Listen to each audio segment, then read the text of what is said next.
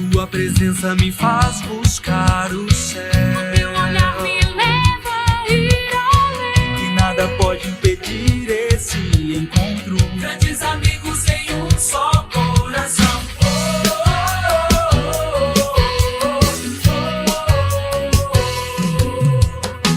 Nossa alegria e dor, uma só comunhão. Nossa história unida diante de Deus. Dia e noite vivendo em adoração. A cada dia renovando nosso sim.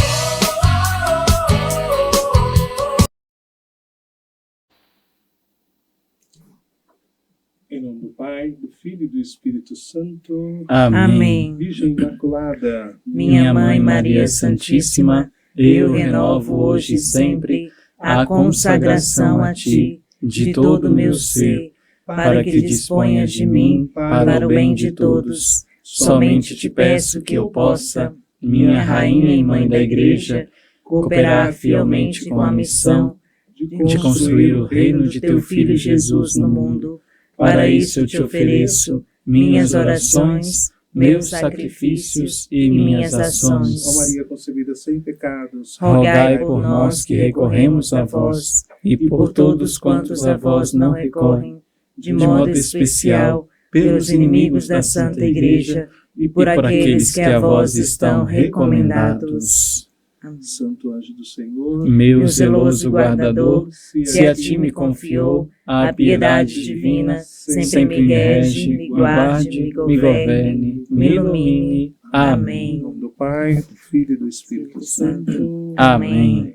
Paz e bem, Paz e Freienes. bem, Paz e bem, Naum. Paz e bem. Naum. Hoje nós estamos aqui então para o nosso segundo capítulo do programa Do Caminho de Caminho de Juventude. Juventude. Caminho de Juventude, programa da Milícia da Imaculada, que nós estamos gravando aqui no nosso santuário do Jardim da Imaculada. Naum, como foi a semana? Semana foi uma semana interessante, né? Nós tivemos aí um acontecimento um pouco complicado, né? A perda de um confrade nosso, Frei Victor Moura, né? Que era nosso professor, mas não só isso, era um frade muito próximo, né? Muito acolhedor, uma pessoa que colaborou muito na nossa vida fraterna, né? E de fato a partida dele também ficou como esse testemunho da gente vislumbrar e olhar que após a cruz vem a ressurreição, né? É preciso passar pelo mistério da morte para ter esse encontro definitivo com o Senhor. Que assim, eu conheci Vitor numa experiência que estava fazendo na Itália, assim, então ali ele já morando ali, foi interessante. Eu conversei, tenho uma admiração pela pessoa dele, voltei para o Brasil. Quando ele veio, interessante, assim, que eu lembrava dele, mas não imaginava que ele lembraria de mim. Ah, que legal. E a hora que ele se encontrou, ele falou, não, nós conversamos no refeitório de Ribotorto, lembro de você, e elogiando, assim. Oh, que massa. E ele Legal. Um gênio, né? Um homem Sim. muito inteligente, e ele falando, e você fica, meu Deus, assim. Então, guardei com muito carinho mesmo, assim, aquele respeito humano que ele tinha. Eu imaginava, Isso. assim, quantas pessoas ele já não deve ter visto, assim, importância, e ele guardar, né? Lembrar de você, eu fiquei, assim, isso pra mim era... Essa é uma marca dele, verdadeiramente, né? Um cara que conseguia conversar com você, né? Do mesmo jeito que falava com um bispo, com um cardeal, com um doutor, ele falava com a criança, aquele mais simples, e o mesmo cuidado e carinho, né? Isso é verdade. Então, a gente aqui se reunindo essa semana, lembrar, então, colocar nas nossas orações pela alma, né? Então, A alma dele. sim. Mesma graça de Vitor, como diz São Maximiliano, de cumprirmos a nossa missão, né? São Francisco, né? Exatamente. de cumprir a nossa missão. E essa semana, então, Aline, nós vamos agora, então, para a segunda parte, né? Para a segunda parte, da espiritualidade Foi uma formação da semana. riquíssima que o Senhor nos deu no último sábado. Agora vamos para a segunda parte. Vamos ver, então, o que a gente consegue hoje extrair hoje, né? Nessa segunda e terceira parte, podemos ver hoje. Eu falava, na última vez que a gente se reuniu, terminei falando um pouco do que é a espiritualidade da Semana Santa. Da Semana Santa. E eu me lembro da cena que a gente terminava, o último momento, nós falávamos do véu do templo que se rasga. Que se rasga. Então, essa Cristo na cruz e o véu do templo que se rasga e o que tem para além do Cristo chagado do homem, eis o homem, né, a expressão, né, eis o homem. Então, assim, o que tem para além daquele homem que a gente está vendo ali crucificado. Então, a espiritualidade da Semana Santa é esse convite para ver além do véu do templo que se rasga.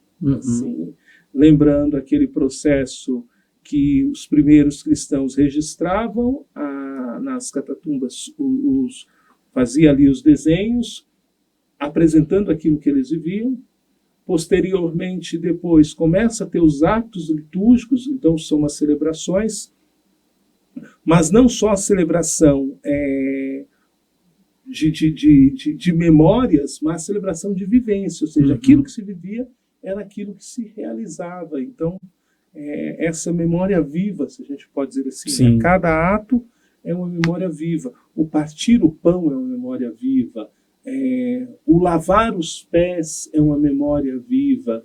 O receber alguém é uma memória viva. Um ósculo da paz é uma memória viva. Um jejum, uma abstinência é uma memória viva. Então, a oração, cada as orações fazia o Pai Nosso, estender os braços. Então, cada elemento daquele vivencial da liturgia é uma memória viva, é uma atualização. E aí, como dizia no texto, né, da Didascália, que descreve, né, um dos primeiros a descrever, ela descreve ali como acontecia de vários modos a celebração da Semana Santa, que perpassava desde a memória de Domingo de Ramos, né, desde a celebração do Domingo de Ramos, até o Domingo da Ressurreição. Na Idade Média, 3 coisas são importantes quando nós falamos da espiritualidade da Semana Santa, que elas se completam. A primeira delas, nós temos a liturgia, e aí é os livros, os textos litúrgicos, os ritos predestinados. A Idade Média ela começa a nos marcar por causa dos ritos organizados, os cânones, os primeiros cânones, então, que organiza a liturgia. Então, os mosteiros, as vivências, as memórias vão nos ajudando a ter esses cânones. O segundo elemento medieval da espiritualidade da Semana Santa é os elementos da dramaticidade. Então, começa a ter não só a liturgia, mas a liturgia também traz uma dramaticidade, traz cenas de vida. E o terceiro elemento, né, da espiritualidade da Quaresma, da Semana Santa da Idade Média, é a espiritualidade devocional popular. Então, nós amarramos 3 coisas nessa evolução, nesse processo de eis, o véu do templo se rasga, se manifesta em 3 modos. Litúrgico, com um cano específico, é feito assim, assim, assado. Dramático, em cena que envolve sentimento, que envolve emoção, que envolve pensamento, que envolve pessoas. E o terceiro é o devocional, que é mais a abstração do que o povo recebe. Então, quando a gente fala do cânon, nós estamos falando da celebração dos ritos mesmo, como vai ser instituído. O rito da celebração da Santa Missa, quem preside, quem participa, qual o tempo da celebração, quando ela começa e quando ela termina, quais são os elementos que compõem essa celebração. Por exemplo, esses elementos, aqui eu vou trazer um exemplo claro, a bênção do Domingo de Ramos. O Domingo de Ramos ele é essa estrutura canônica, assim, de cano. Tem um lugar que começa, tem um jeito que faz. Mas ele também é dramático, porque ele tem uma encenação, a procissão, traz os ramos têm os seus significados, as palmeiras, as palmas e as oliveiras, as flores e as palmas, né? Os ramos traz ali a ideia da pureza, a ideia da vitória, Então, os ramos traz um caráter dramático, mas também traz um caráter devocional, que assim, que as pessoas irem em procissão, então traz esses elementos canônicos. O evangelho que se lê, então, é o mesmo evangelho que vai ser lido sempre, os evangelhos vão ter ali, traz um elemento canônico que é a bênção, traz a intencional. Então, a procissão do... A minha cadeira está descendo. Foi câmera lenta, Foi né, câmera gente? lenta, Devagarzinho. Uma coisa interessante dessas curiosidades da Semana Santa, a procissão de Ramos é a única procissão do Novo Testamento. Pois é, uma Nós coisa não temos interessante. Nós não temos, eu vou arrumar essa cadeira. Levanta aí, abaixo aqui. Tá dando certo? Peraí, deu certo. Vai Aí, ter que fazer um corte, ou então vai ficar a cadeira abaixando na gravação depois. essa parte, como se diz, essa parte esses make-offs, eles fazem parte da gravação e tal. Eu acho que essa cadeira não vai firmar, ela vai descer de novo. Então, qualquer coisa a gente troca para depois. Tá legal. Então, assim, a procissão de Ramos é a única procissão que nós temos do Novo Testamento, né? Tem uma outra procissão que não seria bem uma procissão, que seria a Via Sacra. Uhum. O caminho de Cristo, a Via Sacra. Mas aí é Cristo que caminha sozinho, mas já não é mais com uma multidão, já não é mais com o povo. Mas como procissão, nós só temos que ela traz, né, diversas outras procissões do Antigo Testamento. A saída do povo do Egito, Uhum. O exílio, o caminho das pessoas para o templo. Então, tem diversas outras procissões que acontecem no Antigo Testamento. Mas do novo, nós só temos essa com Cristo, né, que representa toda a humanidade. Sim. Tem um elemento da procissão da procissão do Domingo de Ramos, que é o texto traz as crianças que falam, né, que saem cantando com Jesus. Então, e tem um pensador, Guilherme Durand, ele é o primeiro a escrever uma enciclopédia litúrgica da igreja.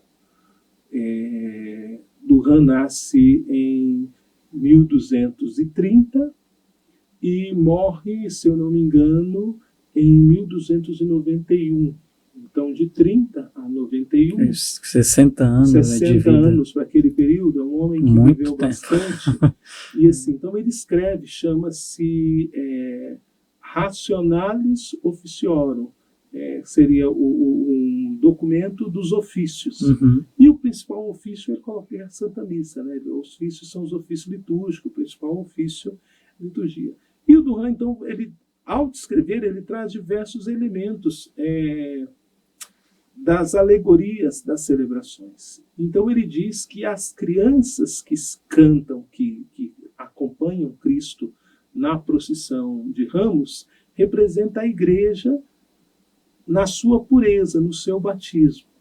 Então essas crianças, nós que vamos ao encontro do Cristo, portamos as palmas na mão, né, acenando que esse Cristo que nos dá a vida nova. Então, Cristo é o nosso rei. Então, ele fala que aquelas crianças traz esse elemento. É um livro bastante interessante, assim, eu li algumas coisas sobre ele, então, ele traz alguns elementos, né, desse diálogo, dessa procissão. Ali, ele diz, então, essas crianças que saem, as palmas que representam as nossas virtudes, o canto de Hosana, né, que, na verdade, a palavra Hosana quer dizer Deus nos ajude, Deus nos salve, né? Isso. Porque esse canto ele surge no momento em que Israel está vivendo um período de seca. Então as pessoas, ao pedir chuva, cantavam, né, Hosana. Então quando a chuva vem, eles cantam Hosana mais forte. Então o mesmo canto ele é usado como um clamor, tipo, Senhor, tem piedade de nós, mas é o mesmo canto também que exulta o Deus teve piedade de nós. É o mesmo canto, tanto para louvar, quanto depois como para súplica. Né? Então Sim. a entrada, o Cristo, então uma coisa da espiritualidade da Semana Santa é marcante, porque nos traz a ideia de súplica, Uhum. mas nos traz a ideia de vitória. E essa é a característica do Domingo de Ramos. Sim. Ao mesmo tempo que ele tem essa dimensão de vitória, começando Cristo que nos salva, ele também tem a dimensão de súplica, de sofrimento. E nós lemos o texto da paixão. Exato. Até uma coisa que eu estava conversando com a Aline, que o nome, hoje na festa, né, o nome litúrgico é o Domingo de Ramos da Paixão do Senhor, Paixão do né? Senhor. E a gente estava se perguntando ali, né, conversando até, a Aline estava depois formulando algumas coisas para falar, e essa era uma das dúvidas, né? De onde é que surge essa paixão Onde que aí, surgiu né? essa paixão? Porque é justamente isso que você está colocando, né? Apareceu para mostrar também, né? Como exemplo que o senhor falou bem, né? E a própria antífona de aclamação, da entrada, né? Hosana ao filho de Davi, né? Bendito que vem em nome do Senhor. Hosana nas alturas, né? Então ele tá, então assim, o Domingo de Ramos, ou conhecido como Domingo da Paixão, Aham. porque também é o único dos domingos que se lê o texto, O relato da paixão, relato né? da paixão. Sim. Não existe esse relato da paixão em outro domingo, a não ser você vai ler na Sexta-feira Santa, mas você não vai ler no dia da ressurreição, lê o relato da paixão. O domingo. Seria até no sentido estranho. assim, né? Todo domingo é a celebração da ressurreição do Senhor. E aí apareceu num domingo o texto da morte, meio maluco. Então, o Domingo da Paixão tem essa característica de também se ler a paixão. Aqui, então, volta aquela ideia que eu terminava o vídeo passado, de estar muito atento para não confundir Páscoa com paixão. São palavras, todas começam com P, Uhum. Pessar e Patos, se a gente pensar no hebraico e no grego, Pessar e Patos também, a gente vai acabar caindo assim, em italiano se diz conome, né? São palavras cognatas, né? Na verdade, cognatas, que elas se tornam-se falsos cognatos, apesar de eu parecer, porque Páscoa vem de pensar que é passagem. E qual é a passagem de Cristo? O Cristo que se encarna, vive em nosso meio, ensina, morre e ressuscita. Então nós celebramos a Páscoa de Jesus, a passagem de Jesus, todo o processo da passagem de Jesus. E não celebramos a paixão de Jesus, que é o sofrimento de Jesus. A Semana Santa, para nós, traz para nós muito essa característica da paixão, do sofrimento. Qual é a imagem da Semana Santa que todo mundo tem? A cruz. Cruz. A cruz. Então, assim, pela nossa pequenez, pelo nosso sofrimento, as nossas misérias, as nossas fragilidades, nós identificamos mais com a paixão, no sentido de cruz, do que identificarmos com uma passagem de vitória. Então, assim, nós vamos nos perdendo, ou não sei se dá para usar o termo nos perdendo, mas vamos ficando aqui meio nesse olhar equivocado. A Páscoa se torna... Falar de Páscoa é quase que falar de paixão. E são palavras diferentes, elas têm outro propósito. A Páscoa é a passagem de Nosso Senhor. A paixão é aquele sofrimento, o flagelo que Jesus tem ali nesse momento. Então a gente tem que tomar muito cuidado para não olhar a cruz, o véu do templo se rasgou, apenas com o olhar do flagelo, ocultando o olhar da vitória. O Cristo que morre na cruz, até nós cantamos Vitória, tu reinarás, ó cruz, tu nos salvarás. Esse olhar do flagelo esconde essa dimensão da vitória de Jesus na cruz. Então, a espiritualidade da Semana Santa, repensando com um novo olhar, deve nos convidar, deve hoje nos invocar a essa conversão como ação de graças do Cristo que nos dá a salvação por meio do seu flagelo, por meio da sua dor. Então, assim, essas. Porque qual o meu desejo de conversão? É um gesto de ação de graças, de obrigado ao Senhor pela salvação que Ele me concedeu por meio do seu flagelo. Isso, então, nos traz essas duas reflexões que o Domingo de Ramos vai trazer, nos oferece. A vitória do Cristo que nos salva e o Cristo que nos salva por meio da paixão. É então interessante que nós fazemos o caminho contrário do que nós vamos fazer no domingo da Páscoa. No domingo da Paixão de Ramos, nós iniciamos alegres. Sim. Super felizes. E terminamos meditando o modo como ele nos salvou.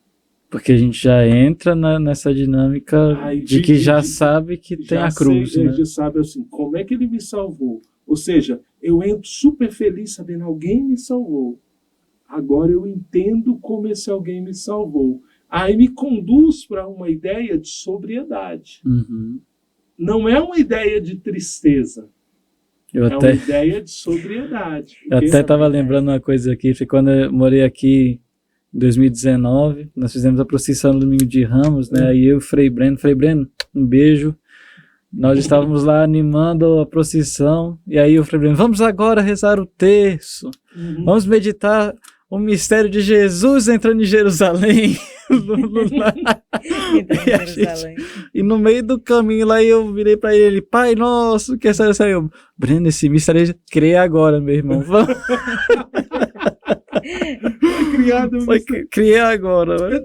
Eu amo, vocês sabem que eu sou apaixonado por história da história, né? Então, assim, então deixa eu contar uma história para vocês dessas coisas. Eu amo as histórias da história. Vocês sabiam que o terço, quando ele surge, ele não surge bem do modo que nós temos. Já fazer um corte aqui para não dar uma volta. Existe o terço cartucho, que ele é mais antigo que o terço dominicano que nós temos. E esse terço cartucho é que vai dar origem ao terço dominicano que nós temos hoje, São Domingos e tal. Então, o terço cartucho, ele tinha o que nós chamávamos, o que se chama, né, de 50 cláusulas. São 50 versículos. E esses 50 versículos é correspondente aos mistérios. Então, tem um dos versículos, uma das cláusulas, que fala da entrada de Jesus em Jerusalém. Olha aí, rapaz, tá vendo? Antecipou-se. E aí, como eles rezavam, né? É até o Domingos da Saxônia, o nome do Beato, que é um cartucho, que tem uma revelação. Ele está no mosteiro, ele está vivendo, na cartucha, ele está vivendo uma crise, e o formador dele, então, pede que ele reze, comece a rezar o que nós chamamos Pater Noster, que era 50, que é um cordãozinho com 50 nós, que eram 50 Pai Nosso. Então, num desses momentos, para ele não se perder, o superior dele fala para ele começar a meditar e dar a Sagrada Escritura. E para meditar a Sagrada Escritura, corresponde ao Evangelho naquele período, ele separa 50 versículos da vida de Jesus. E então, para cada papelzinho que ele contemplava da vida de Jesus, ele rezava uma Ave Maria. Ele coloca uma Ave Maria. Já não estava rezando o Pai Nosso. Aí ele divide e reza a partir das Ave Marias. Olha aí. Essa é uma das origens do texto. E os mistérios que nós chamamos luminosos, depois incorporados pelo Papa João Paulo II, na verdade já estão nessas cláusulas. Então o Papa João Paulo II não inventou os mistérios luminosos. Ele adaptou do terço cartucho para esse terço dominicano. Deu uma volta danada para poder falar Olha que aí, o Breno não tá vendo? errou. O Breno estava certo, Breno. O rapaz. Breno estava certo naquele dia quando ele faz isso. Tá. Por que que isso é interessante? Porque esse modo, essas cláusulas, essas meditações, elas vão dar origem depois ao que nós vamos conhecer como vias sacras. Porque as cláusulas depois, elas começam a ser impressas Uhum. em pequenos... Porque era para contemplação. Sim. Então, a ideia de olhar, Uhum. de observar. Então, a via sacra depois, pensada por Porto Maurício, o Frei nosso, que estabelece a estrutura da via sacra, o Frei, alguma coisa, Porto Maurício, agora fugiu. Leonardo de Porto Maurício. Leonardo de Porto Maurício é o grande divulgador das vias sacras, ele é o grande divulgador. Então é feito, os caderninhos, na verdade em tabuinhas pequenas, Uhum. a retirada das cláusulas, Uhum. as imagenzinhas pequenas. Então se contemplava nesse, que na verdade era uma espécie de um livrinho de madeira, em vez de páginas de papel, era páginazinhas de madeira, com as imagenzinhas que ia se passando e contemplando o sofrimento de Nosso Senhor. Então, Se eu não me engano, quem até tem, não sei se ainda anda, um exemplarzinho desse, é o próprio Papa Francisco. Papa Francisco. Né? Quando você estava falando agora, eu Papa lembrei Francisco na tem. hora Papa dele. Francisco tem um exemplarzinho desse, que é a meditação, Isso, que é as meditações da Via Sacra, da né? Via Sacra. Então, assim, tudo surge, então, dessas cláusulas. Então, são meditações, voltando lá, então, na ideia do Domingo de Ramos. Então, o Domingo de Ramos traz essa dimensão muito clara do cânon, da Uhum. liturgia, traz essa dimensão da dramaticidade, Sim. mas incorpora esse elemento da piedade. Quem vai... Isso acontecia não com a bênção dos ramos e todas as coisas, não com a dimensão dramática que tinha, mas a dimensão espiritual.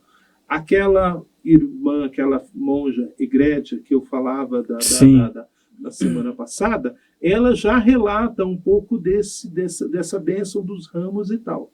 Mas os espanhóis que vão instituir de modo muito claro a procissão de Domingo de Ramos. E aí essa procissão só vai chegar em Roma por volta do século XII e XIII. Até ali ela não acontecia como acontece de modo particular em Roma. Então essa procissão do Domingo de Ramos ela vai chegar depois em Roma, e aí vai se incorporando então os diversos elementos, né, diversas situações que vão trazendo essa dramaticidade. A Semana Santa ela é rica nesse aspecto.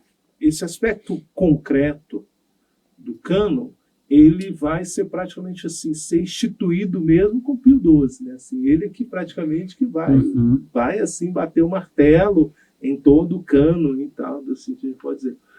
Mas há uma evolução, não uma evolução, mas há uma evolução e uma vivência não desordenada, mas com alguns diferenciais, em alguns lugares desse jeito, em outros lugares, por exemplo, aí a Quinta-feira Santa, ela vai sendo incorporada, além dos elementos canônicos, ela também vai sendo incorporada os elementos dramáticos. O lava-pés é um elemento dramático que vai sendo incluído. Quando se termina a celebração, tem uma narrativa bonita de um mosteiro na França, que eles levavam, termina tudo e ficam acesas 72 velas.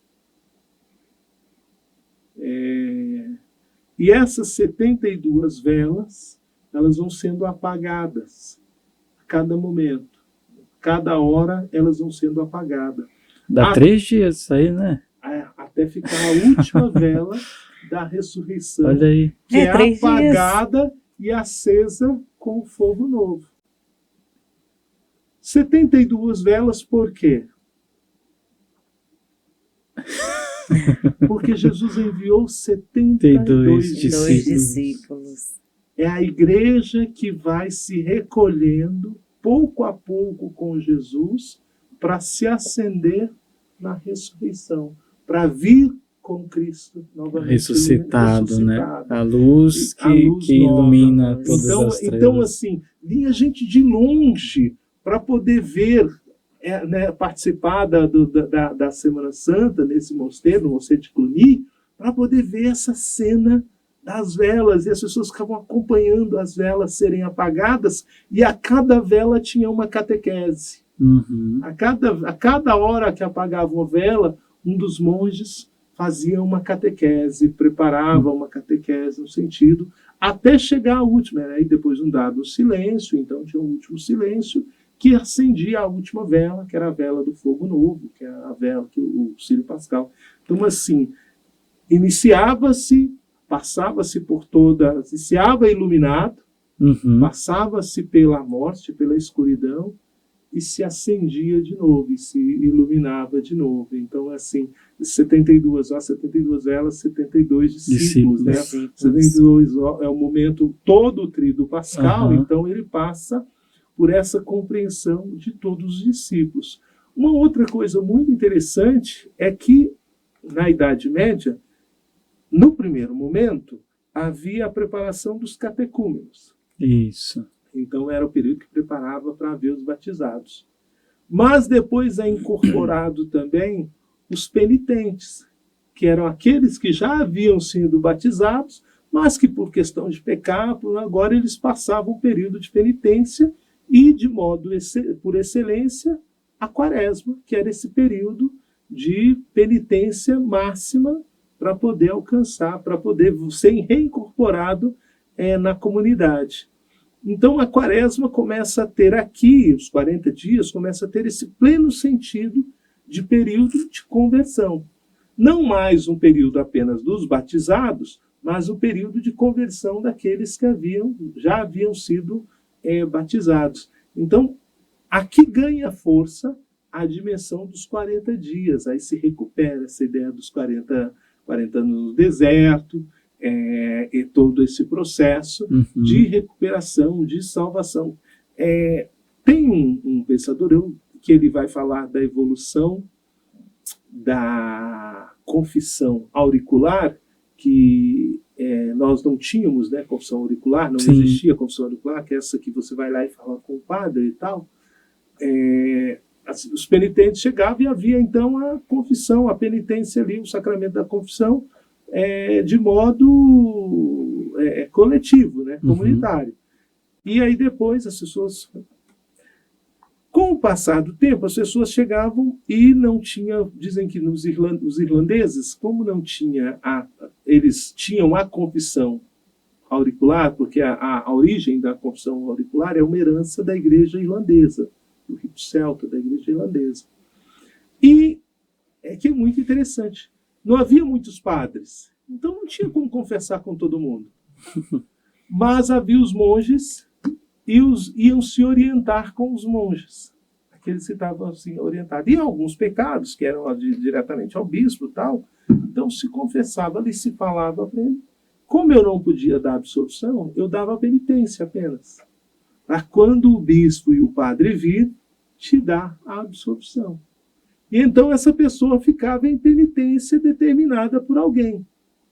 Mas ele só ia receber a absolução naquele momento, que era de modo particular na Páscoa. A partir disso, começa então a surgir os penitentes do período da Quaresma. Então era fulano que tinha que ter tal postura, que tal coisa, e daqui depois vai surgir, né, a confissão auricular, onde agora não só mais confessava e esperava a absolvição, mas confessava e também já recebia A a absolvição. absolvição. E tem uma cena muito interessante na igreja de Cluny, que aqueles que recebiam a penitência, eles ficavam a uma certa distância da igreja. E a cada dia que passava, eles se aproximavam mais. Até chegar na Quinta-feira Santa, onde eles eram autorizados a entrar novamente na igreja. E um dos ritos de autorização para eles entrarem novamente na igreja era o lava-pés. Olha. Ter os pés lavados para poderem entrar. Que assim, não era só o fato dele pedir perdão, mas era o fato dele também ser perdoado, dele ter os pés Sim, lavados, né? e poder entrar dentro da igreja. Então ele lavava, então assim, também essa era um ritual assim,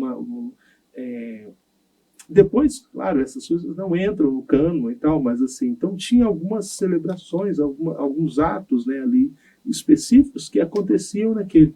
Um ato específico também dessas igrejas era após a celebração da quinta, o padre celebrava a Eucaristia e eram celebradas com três hóstias grandes. Tinha as hóstias que distribuía para o povo para a comunhão, a hóstia que o padre tomava a comunhão, uma hóstia que só ele tomava a comunhão na Sexta-feira Santa, ele tomava a comunhão pela comunidade. Então tinha uma hóstia já consagrada da quinta, Sim. que era para o padre tomar a comunhão na sexta. Nem todo mundo tomava a comunhão. Isso é de um dos mosteiros, agora eu não me lembro o nome.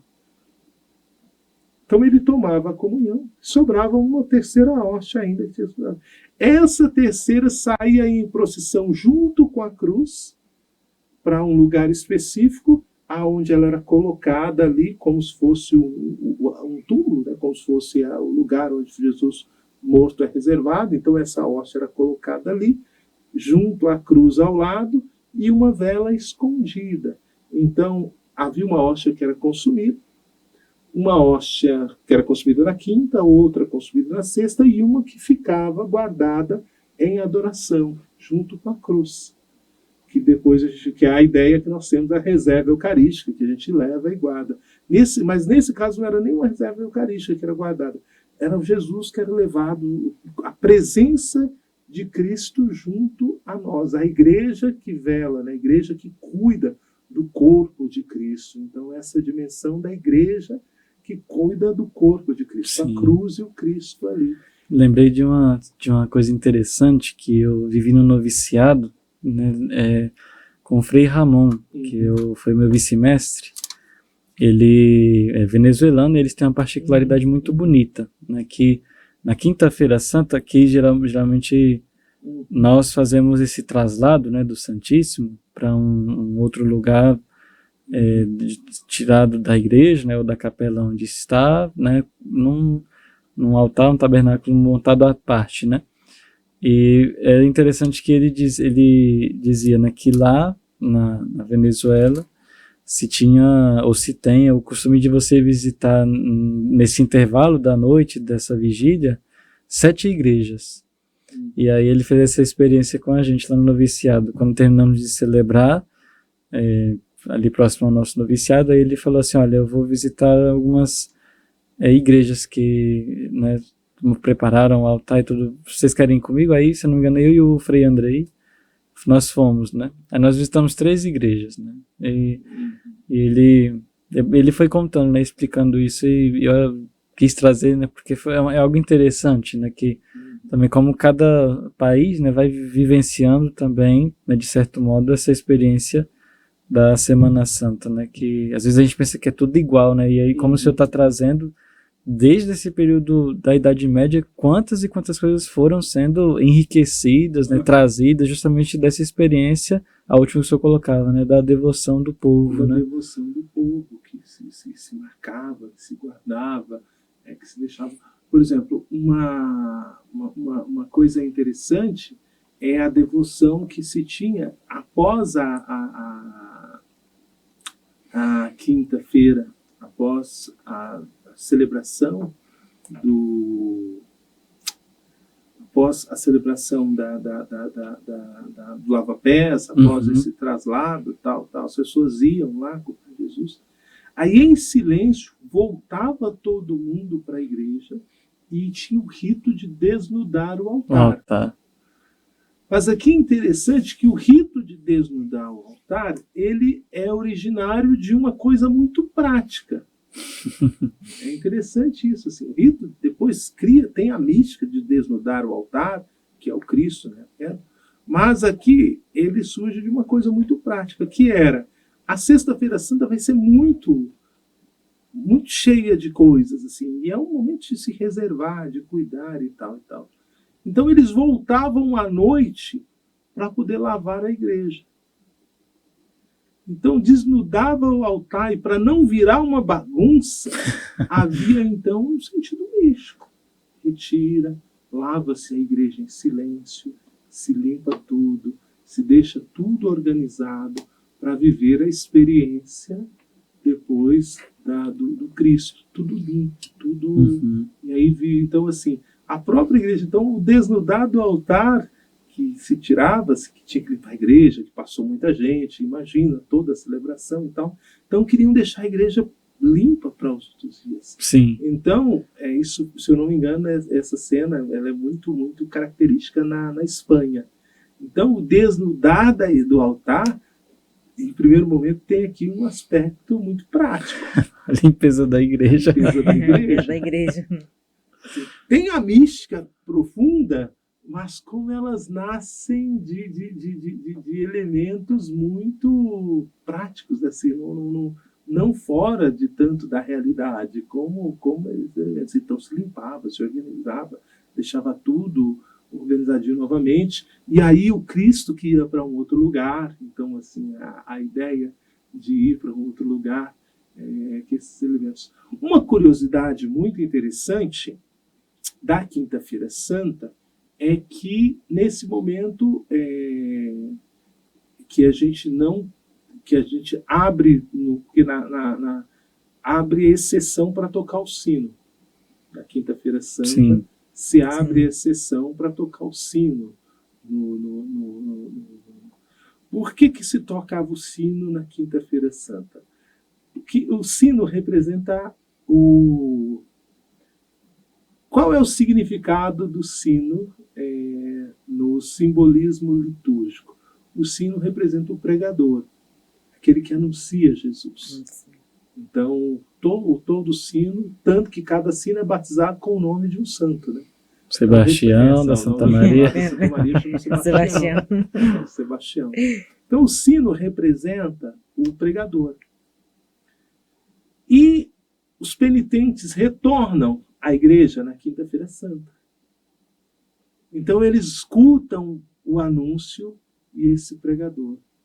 Escutam novamente a palavra, escutam o que vai acontecer, escuta a orientação, essa memória, fazer isso em memória de mim. Então se faz presente o sino.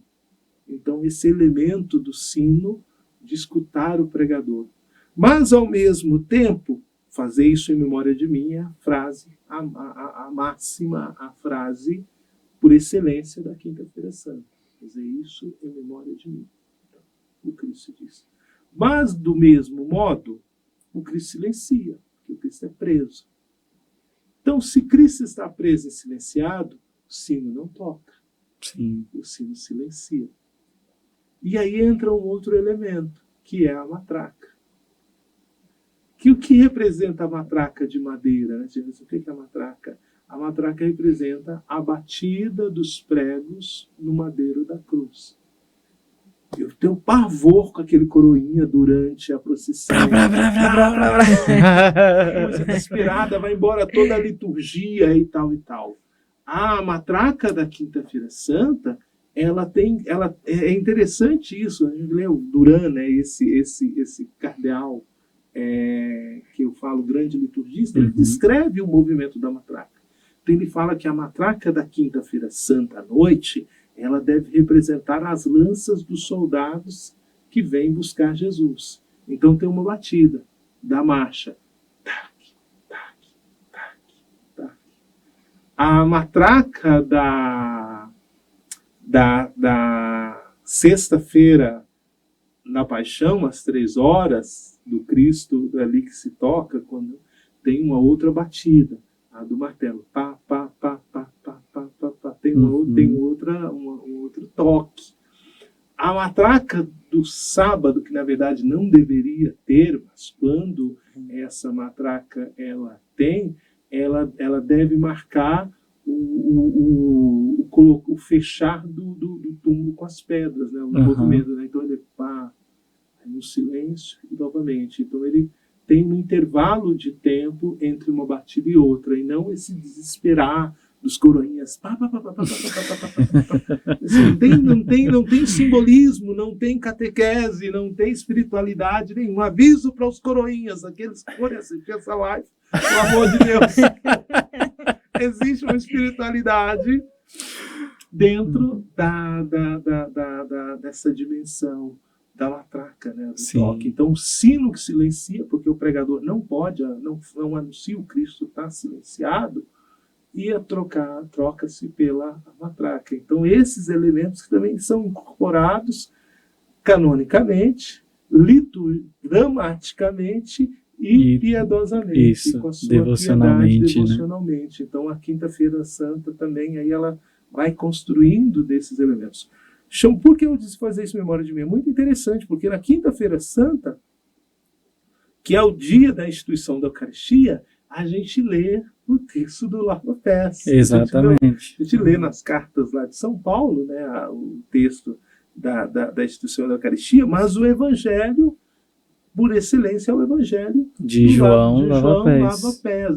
No dia da instituição da Eucaristia, o Evangelho é o Evangelho do Lava Pés, que representa esse perdão, Cristo que nos acolhe, que nos lava, que nos perdoa, que entende que somos falhos, Pedro, né, reclamando para Jesus, né, olha, então você vai me lavar de corpo inteiro. Lava a cabeça, a mão. Né? Jesus entende essas nossas falhas, mas que nos lava e que vem nos lavar todo. Um outro elemento muito importante, assim, da compreensão da vitória, sempre voltando àquilo que nós terminávamos no último reflexão, e acho que aqui a gente termina por aqui, para não se prolongar hoje, já falamos mais de 1 hora, né? Ainda não. Ainda não. Para não se prolongar, terminar com essa ideia, termino com a mesma ideia do último encontro, né? Da primeira parte, que é o véu do tempo que se rasga. Quando nós entramos em Jerusalém, Hosana nas alturas, Hosana bendito que vem e tal, e falamos da multidão, se vai falar nisso, né? O Papa Bento XVI vai trabalhar esse capítulo muito bem na entrada de Jerusalém, que é as pessoas que cantaram Hosana nas alturas são as mesmas pessoas que mataram Jesus. Não, essa ideia é equivocada, não são as mesmas pessoas. As pessoas que gritaram Hosana nas alturas foram as pessoas que contemplaram o milagre do cego Bartimeu. E ali então viu que o Messias se fazia presente, porque qual que era a proposta do Messias? Devolver visão aos cegos, falar em nome dos pobres, expulsar os demônios. Então eles enxergam em Jesus o Messias, porque ele devolve a visão ao cego. Então eles entram cantando Hosana ao filho de Davi, porque eles contemplaram. Então são esses. Mateus vai deixar muito claro que as testemunhas que gritaram crucifica foram testemunhas compradas. Então, toda aquela turma animada pelos fariseus e tal, então são dos seus, então não são as mesmas pessoas que entram cantando Hosana, bendito que vem em nome do Senhor, Hosana filho de Davi, não são as mesmas pessoas que vão gritar crucificam. São pessoas diferentes. É bonito, o Papa Bento XVI trabalha muito bem esse capítulo, nos explicando, né, dizendo que a gente tem, para não deixarmos ser enganados pelo inimigo, que num momento tão importante, aonde o véu do templo se rasga, onde Deus se manifesta com tamanha grandeza e tamanho amor, nós ainda ficamos olhando para a nossa miséria, ao olharmos para a imensidão e a grandeza de Deus. A espiritualidade da Semana Santa nos chama a olharmos para o Senhor e não ficarmos olhando para nossas misérias, porque é o Senhor que olha para as nossas misérias e faz uma quêmose, e desce e nos resgata, assim com cuidado. E a Sexta-feira Santa é o único dia que não tem missa. Qual é assim, o verdadeiro sentido, assim, de não ter missa na Sexta-feira Santa?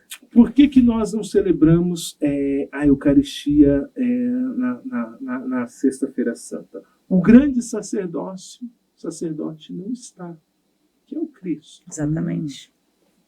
O grande O Cristo não sacerdote, está. nesse momento, ele não está porque ele mesmo está celebrando a Eucaristia. Assim, Cristo, naquele momento, está se entregando, ele mesmo está fazendo o real sacrifício, a verdadeira Eucaristia. Então, não tem como eu também fazer Eucaristia se Sendo o que ele real mesmo está. Cristo, se o Cristo verdadeiro, se ele presente, se o grande sacerdote está fazendo a Eucaristia, porque é o seu sacrifício na cruz. Então, então é desfocar isso, né? Assim, eu celebrar, eu simular aquilo que está acontecendo. É como assim, aqui tem Jesus, o real sacrifício, aqui tem o Frei Enes celebrando o real sacrifício. Vão olhar para quem? Ou para quem é que é para olhar? Né? Nem vão olhar para quem? Para Jesus. Então, por isso, nós não temos. O real sacrifício está acontecendo nesse dia. Nós devemos contemplar esse real sacrifício. E é muito lindo assim quando fala o véu do templo se rasgou. É muito. Eu acho fantástico. É uma expressão assim. Isso. Então, Ave Maria, cheia de graça, o Senhor é convosco. Bendita sois vós entre as mulheres, e bendito é o fruto do vosso ventre, Jesus. Santa Maria, Mãe de Deus, rogai por nós, pecadores, agora e na hora de nossa morte. Amém. Então, segunda-feira já, né, nessa segunda agora, dia 7. 7. Não, hoje é 4, hoje é 5. 6, 7. Então, dia 7 já está aí o segundo capítulo, né, dessa A segunda parte. A segunda parte da espiritualidade. Semana Santa já vamos ser publicados. Deus abençoe a todos e a gente se vê. Ótimo, maravilha. Paz e bem. Paz e